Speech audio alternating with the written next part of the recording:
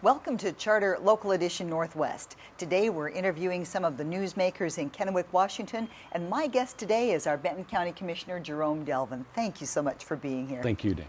You've been working on the County Commission for several years now. What are your top priorities for the county? Well, some of the top priorities, of course, working on the budget. The budget's always important. But there's been some other issues, trying to modernize some of the operations of the county when it comes to the admin part of the county, bringing on a media person, social media person. Gotta have that. Yeah, right.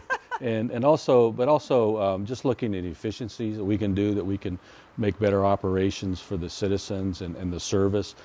Still going on IT issues to make sure that we're keeping up on the technology for the citizens too, so they can have better access.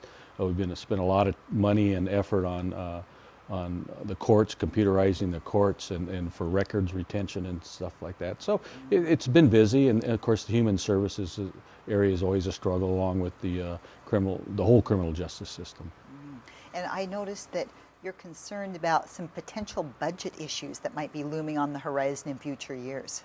Well, because of some issues that have come up in the criminal justice system, one we call the legal financial obligations, the ACLU has sued the county and district court for the way we collect fines and restitution for the victims, and so we've had to revamp that. Well, that's been a lower collection of fines and restitution for the victims, which is our revenue that supports a lot of those activities in the courts, along with the jail. So we're not putting people in jail to sit out their fines anymore, and so it's going to be a struggle trying to balance the jail budget with less prisoners, because that's a cooperation with the cities.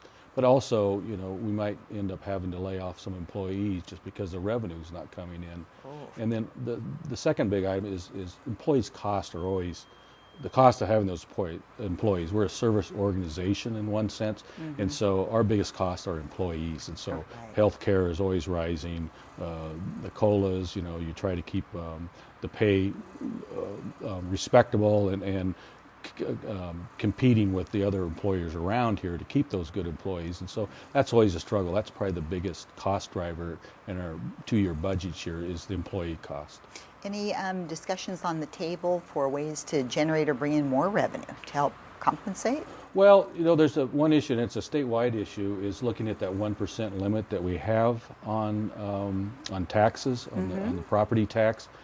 We've been going to the legislature, the counties as a whole, asking for more discretion at the local level. A lot of the bigger counties, but also smaller counties, are facing those where those costs are outweighing the revenue coming in. And so, if you want to keep those services, you're going to have to find different revenues. And so one is to allow the flexibility at the local level to adjust that 1% cap on property taxes. It'd have to be a vote, by the commissioners or the people to do that, but I think pushing that down to the local level, so that if the citizens want to continue those services, as they did when they passed that 3/10 sales tax. I think we talked about that last time. Yes. And we're trying to implement those programs right now still. So I think, given that option would certainly help a lot. I noticed on your website that you've contracted with a company to help you with some of the human trafficking problems, and this area's had a problem with that's higher than the national average for a long time. Correct, and that's one issue I started when I was in the legislature, started working on that with a senator from the west side, Jeannie Cole Wells, who's now a King County council person. And so locally there's a seropneus, they're active in that and that area, and so part of that 3/10 money we wanted to set aside for some gang interventions, and human trafficking is all part of that, because those organized groups work in all those 3 areas. And so we're looking to partner, and that was one of the nonprofits that we're partnering with. We're also partnering with the health district for nurse family practitioner program, partnering with Benton City Schools on some intervention programs there. So that's just one of the several that we're entering in partnerships with that 3/10 sales tax money. Yeah, that human trafficking is concerning. Yes, it is, very. But you mentioned you'd served in the legislature for a long time on both the House of Representatives and in the Senate, so I know you monitor that. Anything you've seen come out of this past session that you're concerned or excited about for its impact on the county?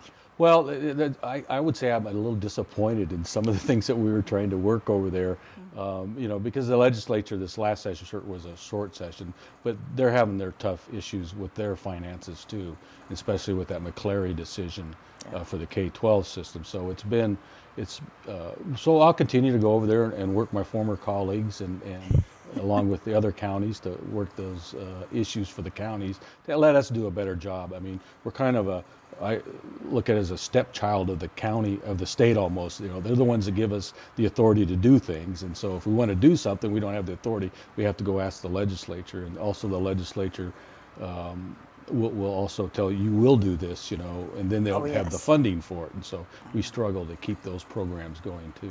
The unfunded mandates. Right, the unfunded mandates. Well, thank you so much for being here. We really appreciate it. This is Benton County Commissioner Jerome Delvin. I'm Dana Cowley, and thanks for watching Charter Local Edition Northwest.